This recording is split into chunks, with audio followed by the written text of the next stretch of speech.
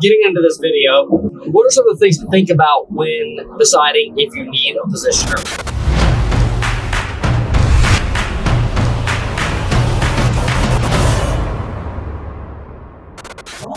All right, so today we're going to talk about positioners and what a positioner is and the selection of positioners for your robotic weld cell. So today I'm currently on the road headed to Mexico, and we traveled all the way from Evansville, Indiana.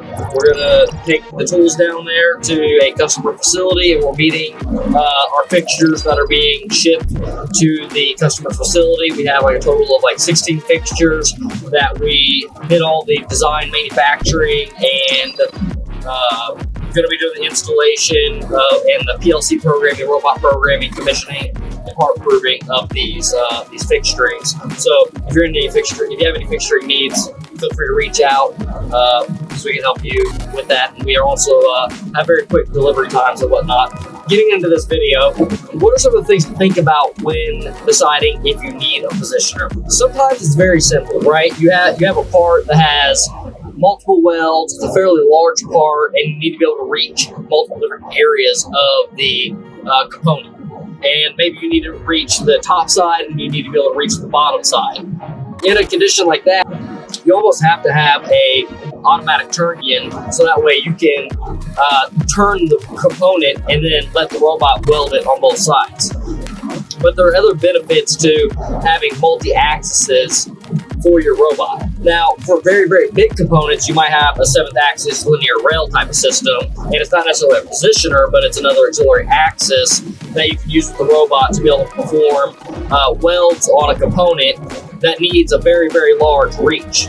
And sometimes it may be cheaper to add a 7th axis versus adding a second robot. So things like that are kind of important to keep in mind whenever making these type of calculations. And really, a lot of this takes quite a bit more analysis to decide whether you need a positioner or don't need a positioner. Some things are very simple, like the front and back thing. If you need to weld on the front, you need to weld on the back, then that's a very simple decision of yes, we need a positioner because we have to weld on the front or the back. But maybe it's a very low volume part, so instead of doing the front and back welding, maybe you just do all the welding on the front, and you run how many ever thousands of parts that you need to run. Then you swap out the entire fixture, and then you reload the part back in to do the welding on the back.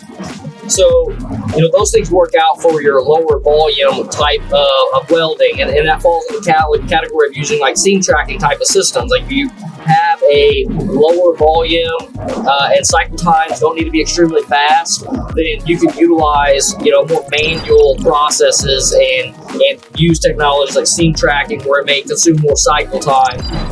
But if we're getting into like the really high production type of welding processes or components,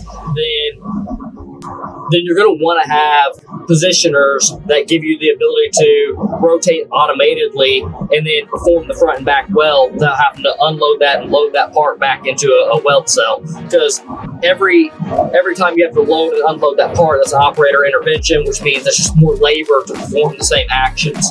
And also, this kind of leads me into the next thing, and that's doing a multi-positioner system. And a lot of times, these may be considered like a carousel or a Ferris wheel style of positioner. And you have dial table positioners as well, which they kind of all perform the same to some degree. A dial table means that you're going to rotate in a horizontal manner, whereas your carousel, you're going to rotate in a vertical manner. But a lot of times the tables are used with no other auxiliary axes, so it's just a table only. However, there are auxiliary or rotary table styles that also have rotary axes for like an A and B side, and you can't even have a C side as well. But you see those are a little bit less common, and generally they're used on a little bit smaller fixtures. So if you have a very large component, or you're trying to weld a bunch of parts inside of one fixture, like a lot of the systems that we're working with are a 3-meter cell, which is roughly like 9 feet. So in those type of systems, the Ferris wheel is the option to go with. And this gives us a carousel where you can rotate to an A and B side, and this also gives you the ability to rotate the A and the B side. So that way you can perform welds in multiple different locations, helps you make sure that you can reach with your torch, and that you can hit all the different weld points. It can also help too with like quality of weld, because if you just have one single flat plane and the robot has to do all the orienting, the robot may not be able to get the perfect 45-degree angle that it needs to be able to get to perform the most optimal weld. So by having that positioner, it may give you the ability to perform the weld better with the proper torch angle. Now, one other thing to keep in mind that I mentioned before with the 7th axis, like a linear rail type, is the positioner can actually increase your reach of the robot. And what do I mean by that is, let's say, for instance, if a robot has to reach to the corner of a weld fixture, right, or the corner of a component. If it has to reach to the corner of that component and it can't reach, and then that means you have to go from one robot to 2 robots, it may make sense that instead of doing that second robot, that axis has a positioner where it can rotate where the part that needs to be welded is closer to the robot. Now, that was a little bit less common because, just to add a turn-in to only save the cost of having an additional robot may not justify itself in a feasible manner. Just due to going to a system that just has, basically an A and B side with no other axes, so just one single axis. There's going to be a lot of costs associated with adding, all the mechanics and servos and things like that to adding rotation to the A and B side, which probably is going to end up being quite a bit more expensive than just buying another robot. But if you're really weighing things out, this is whenever you start getting into nuts and bolts, and you're really doing the calculations, and you're trying to weigh out should we go with 1 robot or 2 robot, and you're kind of weighing up cycle time, doing cycle time analysis, and maybe 1 robot's really pushing it, and you can go with the second robot, and that's going to increase your production by, let's say, some 20%. So you have that to keep in mind. So this is where really, adding the second robot could be the more feasible option in this scenario. So one thing I'd like to add when talking on the 3-axis positioner, like a carousel style, it doesn't matter if it's a carousel style or the table style, but if it's a 3-axis positioner, again, that's with a and B side, and then that's where the A and B side are able to be rotated as well. If cycle time is very important and you want a high cycle time and you want to make sure that you are maximizing the labor of your employee, then doing the A and B side is the way to go, because you can have an operator load in the parts on the A and B side and then hit the cycle start button. It'll rotate in, and then you will have a completed part that the operator can take out, and then they can start loading in the child parts to perform the next weld while the robot on the inside is performing the weld. Versus, let's say, for instance, you don't have maybe an A and B side, and it's just like a curtain style where the operator has to load the part in, and then a curtain comes down, and then the operator sits idle, kind of just waiting on the robot to get done with the operation. Now, you don't need 3 axes to make that happen. You just really need the A and the B side. But a lot of times, using a positioner so that you have an A and B side, that's one of the major advantages, is just keeping an operator busy so they can continually load parts. One of the other things that might be important as well is ergonomically having having the additional 3 axes can make it a little bit easier for an operator to load parts.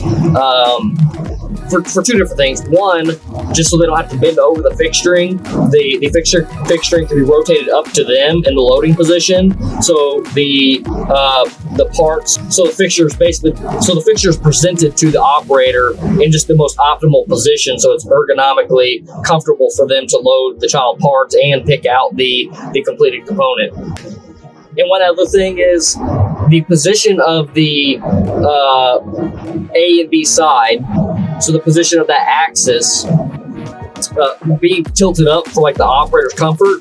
Well, that same type of degree angle can also help in optimizing the parts placement into the fixture. So when operator's loading in the child parts, you can kind of plan in to use gravity, that we're going to load these parts in, and we know that gravity is going to cause these parts to fall in this downward direction. And so even when designing the fixturing, that you can have details that are going to capture the child parts, utilizing gravity, and get you a better part fitment, so things kind of just fall into place, and you're essentially not, your operator's not having to fight loading parts in, because obviously, like if your operator is struggling to load parts into the fixture and they're having to hold things, kind of hold them in place, then hurry up and step out and hit the cycle start button. Gravity a lot of times is the better method, even over like things like magnets or something else that wear out over time. One thing that can kind of help with justifying the second and third axis is if you could potentially reduce the size of your robot and then in turn decreasing the cost of the robot. So maybe you have a long reach arm, and you're able to go from a long reach arm to a shorter reach arm, and that cost savings is able to be applied towards the third and fourth axis.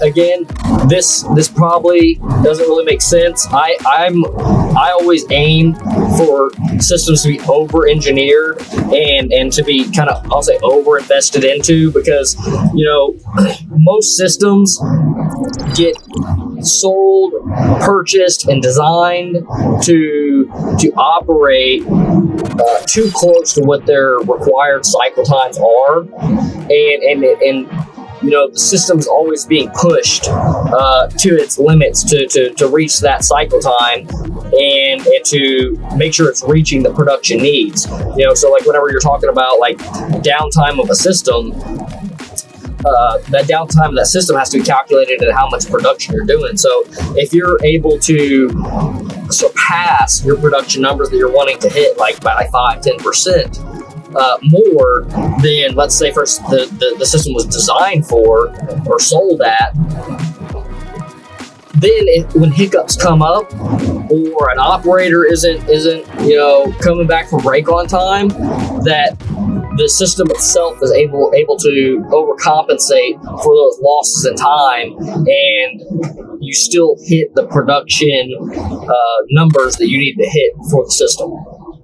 So hopefully this was a good briefing on whether or not you should have additional axes, whether you should go for a single axis or go for a triple auxiliary axis with an A and B side and with a and B axis. And if you're in the market for any robotic cells or weld fixtures, feel free to give us a call.